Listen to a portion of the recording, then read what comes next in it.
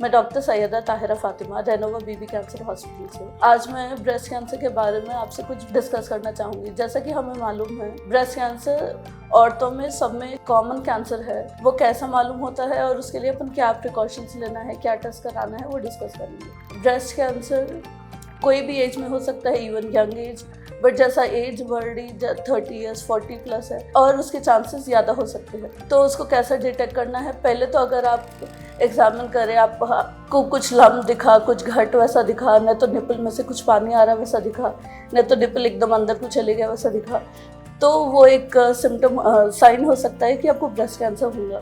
मगर ऐसा नहीं कि हर लंप है, हर जो भी लुंडा है वो कैंसर ही होना ज़रूरी नहीं है। यंग फीमेल्स में क्या होता है, वो हार्मोनल चेंजेस की वजह से भी वैसे लम्स आते हैं, जिसको फाइब्रोएडिनोमा बोलते हैं। बट अगर आपको कुछ लम्प दिख रहा तो उसके लिए कुछ टेस्ट कराना पड़ता है, वो मालूम करने के लिए कि वो कैंसर का है या फिर कोई हार्मोनल चेंजेस की वजह से फाइब्रोएडिनोमा या फाइब्रोएडिनोसिस वैसा कुछ है। तो इसके लिए उम्र के हिसाब से हम लोग को क्या टेस्ट करना है वो चेंज रहते हैं। जैसा कि अगर अपन 40 साल से कम उम्र के लोगों में लिए तो अपने को अल्ट्रासाउंड करना पड़ेगा, क्योंकि ब्रेस्ट की डेंसिटी जो है वो ज़्यादा रहती, तो मैमोग्राम में क्लियर पिक्चर नहीं आता।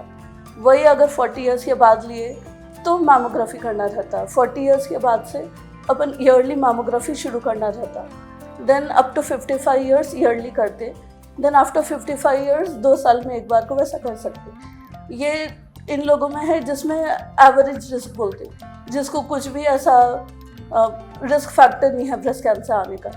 अगर ऑलरेडी आप में कोई रिस्क फैक्टर है, जैसा कि आपकी मम्मी को है या आपके कोई खाला को, नानी को ऑलरेडी कैंसर है, नहीं तो कुछ जेनेटिक म्यूटेशंस है, BRCA1 BRCA2 की म्यूटेशंस है वैसा है, या फिर आप कोई और ट्यूमर के लिए रेडिएशन लिए हुए है 30 ईयर्स से कम उम्र में, उन लोगों में थोड़ा स्क्रीनिंग ज़्यादा करना पड़ेगा।